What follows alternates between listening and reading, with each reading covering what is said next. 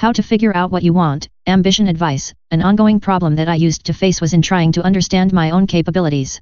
How to figure out what you want when you are only obsessed with one thing, doesn't come easily. For me, it seemed like the same task I used to do while looking through the different catalogs. A catalog was a thick book of products that you were sent in order to get you excited about shopping. As a child I used to go to 3 different sections: toys, electronics, and miscellaneous. Within those 3 sections I could get many new ideas about what to wish for, but understood that it was simply just a wish and not reality. One thing I liked in particular was a stereo which had a built-in television screen. To me that was really cool, but it was 20 years before computers became the big thing. Back then the most thrilling thing to do was to play on the Nintendo Entertainment System. That was another part that the catalog had, which was a picture of a game and then a list of many others. Needless to say, most of my wish list was full of items I knew I could not obtain because I was simply too young to make money to buy them. One thing led to another and I had unknowingly been teaching myself that dreams aren't possible to reach. Those wish lists did the opposite in my life because they were always out of my reach. Over time there were many other things that I started to believe I wasn't going to accomplish. Having been born in a less than desirable position, there just wasn't enough of most things to go around. A little at a time I was disappointed or let down by things and grew into a hopeless dreamer. I fantasized about many things which wouldn't become real, since what else is there to do? Why does this matter, and what is it really about? For me to remove the hopelessness that was there from this early age, I had to figure out a way to start and pursue the things I wanted the most. But I still had that initial way of thinking, which was dreaming about things which were not possible. That is really what negative thinking stems from. When you believe that good things don't happen in your own life, it means you stop caring about living in that life. You do everything in your power to remove yourself from the situations that create the lack of enjoyment. Which also means that I desired being something I wasn't nor could become, and then wondered why I had no ambition to achieve anything else. I had a couple of goals in my life, which was to stay out of trouble, get good grades, and not become the center of attention. All of which I did many times over but didn't enjoy doing them. Later it was obvious that I had more issues because fantasy is good when it's about real life. It's not that good when it's about becoming something that is impossible. You fail at trying to do things that have no chance at happening, and it's one thing for certain that I didn't quite understand yet. How do you start to figure out the real wants you have? You have to go out and get a job, right? When you do, it will allow you to buy the things you want, but is that the entire truth, or is it just something you are told? I was an alcoholic, which created a lot more wants in my life than I was able to enjoy. This time it was caused by my insistence on drinking so that I could still pursue the life of a fantasy. When I didn't have to remember each day, it was pretty easy to avoid new problems and to remove the obsession from the old ones. For me, I really was unable to know what I wanted because I didn't think correctly about my life. As an adult, most people sit down and think about things because it's the only way to see if you are going to be capable of getting it. How do I know I want something rather than thinking about the things I am told to pursue? I have to understand what my needs are first, that way I can tell if anything else will be possible.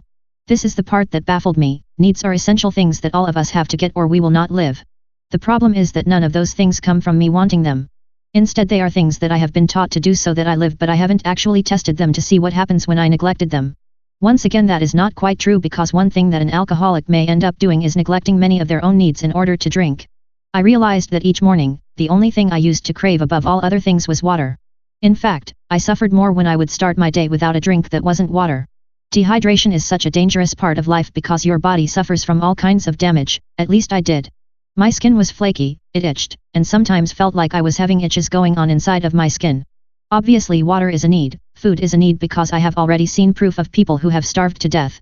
I was usually underweight because I liked to avoid eating anytime I was drinking in order to not disrupt the feeling of intoxication. Everything else I had not understood well enough to know about. That included fun, because it's fun to drink, but it's also the opposite when it's an addiction. Playing games starts out as fun but gets old when you are just doing it so that you have something to pass the time. Part of my brain understands that I must remain sober now, but to say it's a want is hard. There are many times it feels the opposite, and that makes it challenging. There is really a thin line between a want and a need for me, because I honestly don't know what having an abundance is like. When I close my eyes and try to think about all the things I want, I see material things that I know are just things. I really don't want a family because mine hasn't been that great. I really don't need a relationship because those typically end in bad ways. I really don't like to buy new things because they break. So there is truly one thing that eludes me, and it's happiness. Looking at what it would mean to be happy. Clearly a life with fun is a part of this, also humor, since I enjoy a good laugh. The next problem for me that comes up is, how do I have fun, laugh, and enjoy what it is I am doing when most things do the opposite? There has to be a way to change work into both of those things, because without the belief that it's going to make me happy, it just won't stick. One option is to figure out how I can make life into a game where I am going to win no matter what you say or do. This way of thinking does a couple of things. It brings out my competitive nature, and it triggers a way for me to set up the rules. When I am certain that there is no way possible to lose this game, I go into it without any concerns or doubts. Overall, any mistakes are okay because they don't truly determine who wins. Once I started to feel like I am in control of this game, which is what you have to do as well, I can learn to resist temptations, avoid distractions, and to face each problem because it will earn me additional points needed to win the game. To me, it starts to become this vision that I get to create just for my winning position. What would I reward myself with when I am declared the champion? What would you choose once you know there is no longer a limit? Having unlimited options can be extremely overwhelming because it requires you to look within yourself to learn what you haven't gotten yet. When I do this, I feel like there is too much to still wish for, and that makes it difficult for me to get started. I know that happiness is when you know you will be able to meet your needs, your wants, and do something with your time that you enjoy. But it doesn't last that long unless you have convinced yourself about the purpose and meaning it has. Look at what other people have done that makes them happy. Here is the part that everybody expects you to already have a solid idea about. You must look up to somebody, so who is that person and what is it about them? What they forget is that an isolated individual doesn't care about anything, which means they typically dislike everyone. Or at least it's what I felt before. I think the better question to ask is, if you could kill somebody and take over their life, who would you choose and why? This way you know you will be using your imagination and have to really search for who some of the possible choices are. The part that makes it work has to do with living as that person for the rest of your life. You won't be able to just take over possessions, money, friends, and relationships unless you can do so without doing something that is against that person's guidelines. This means you will actually need to be pretty thorough about the research you do so that you can be certain nobody will catch you in this illusion. Remember that this isn't actually going to be something you attempt to do, so it will not go against your values about harming somebody else. It's just an exercise you can think about and write about so you explore all the things you want. It's pretty easy to think of popular people and tell yourself that you want what they have. It's another thing to study a couple of people and to see why they have gotten to a place good enough to get those things. Once you have a list of things that others have done, have gotten, and enjoy now, you will customize a plan to get them yourself. Another way to look at this step is to think about the way you will have to live in order to recreate a similar experience for yourself. That will give you a purpose, but it still doesn't explain why you want it. Experiment with your vision to see yourself doing those things. You may end up with a couple of bios about people who fascinate you. During that research, a few unknown ideas may even come to you to obtain or do something better than them. In order to understand the meaning of each thing, you must see how it will work in your own life. You have probably done this before when it comes to a crush or somebody that you found attractive. It's just a picture you create in your mind about what it will be like to spend time with that other person. What would you do? What would you like to do? What would you feel like while doing those things? Get descriptive, but remember that part of these fantasies mean that it will be happening at some point in your life. Otherwise it's just a waste of your energy to spend time on them. You can certainly fantasize about a person, but remember these will only be helpful when you set them up with your actual goals in life.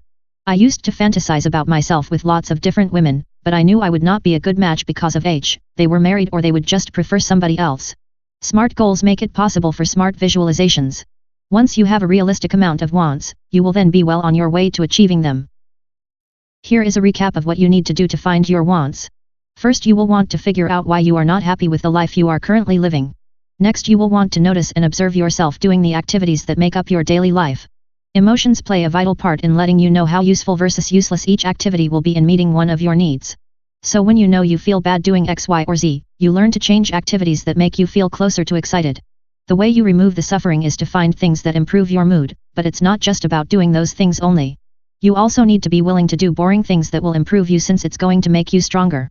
To determine what boring things you need to take on, you find people who have already gotten what you're after. Ask yourself what they do that makes them influential or valuable. Study them and research how they got from where they started to where they ended up. Evaluate yourself in regards to any differences in skills and try to learn what is missing from your capabilities. All material things come to people who plan on gaining them. The same thing happens with people, since you plan to meet like-minded individuals to be your friends, contacts, lovers, and cherished acquaintances that help each other. Remember that each favor you would like done for you needs to be reciprocated in some manner for somebody else. That means even if the person you help isn't the one that helped you, it continues this type of relationship. The goal of a want is to gain something that adds value to who you are and how you spend your time. It doesn't mean that you will only pursue those things and have to continue to do things that bore you forever. It's how you get what you want without having to harm anyone else doing so. Utilize your writing to become a descriptive storyteller. It works great when you make lists of things for yourself to get done. When you can analyze, understand, and learn to know the best information, you will always be able to solve problems. That is how you transform your life in a way that you can start doing right now. How to figure out what you want is about looking at what you don't know already.